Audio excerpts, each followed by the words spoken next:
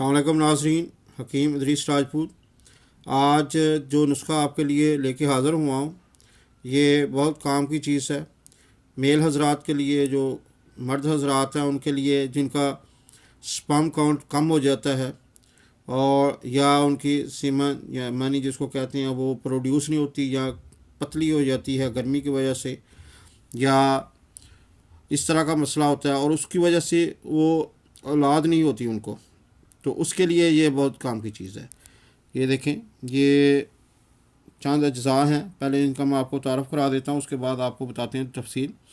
ये इसको सालब कहते हैं या सैलब इसका नाम है। ये रूट्स होती हैं। एक आपने हमेशा अच्छी क्वालिटी की चीज़ लेनी है, ठीक है।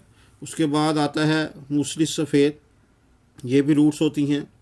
उसके बाद है सतावर या सतावरी इसको भी कहते हैं, ये भी रूट्स होती हैं। इसके बाद असगंध या अश्वगंधा, ठीक है जी। इसके बाद संघाड़ा, ये आम कॉमन चीज़ है, अक्सर लोग जानते हैं, ये संघाड़ा खुश्क है, ठीक है जी।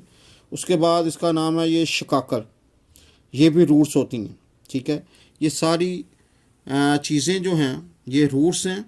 और ये देखें, ये इसका बीज है सिंघाड़ा का। सिंघाड़ा जो है, अब इसको कैसे तैयार करना है, ये तमाम बहुत अच्छी क्वालिटी की लेके साफ़ सुथरी, और अगर साफ़ सुथरी ना मिले तो आप साफ़ कर लें खुद। उनको सबको लहदा वज़न ग्राइंड करके उसका वज़न करना है, ठीक है ना, बराबर वज़न सब, तो और उनको बाद में मिक्स कर लेना है।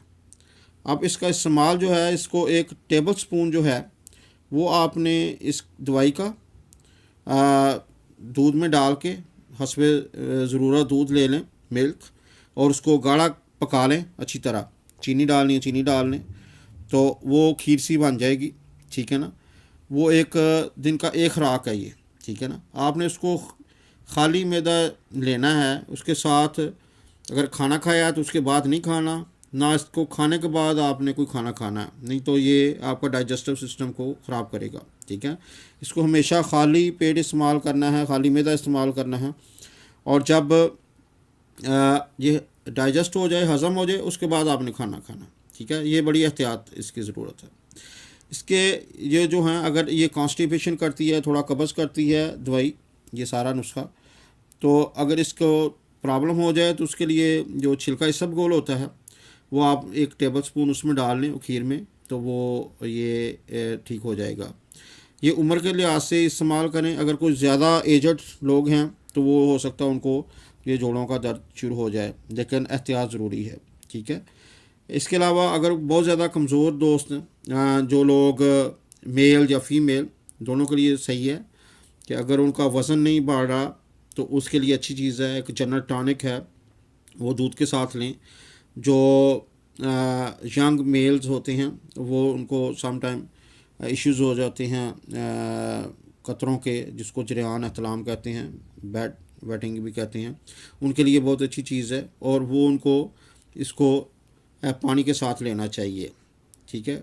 इसको पानी में मिक्स कर लें। इसको खाली मुंह में डाल के पानी पिएंगे तो ये जैम हो जाएगा गले में, इसलिए वो हो सकता है प्रॉब्लम करे, इसलिए ऑलवेज़, क्योंकि ये गाढ़ी चीज़ें होती हैं, गूंद सी होती है, तो ये एहतियातें हैं। इसको इस्तेमाल करने से पहले अगर आप थोड़ा किसी से मशवरा कर लें तो वो ज़्यादा बेहतर है।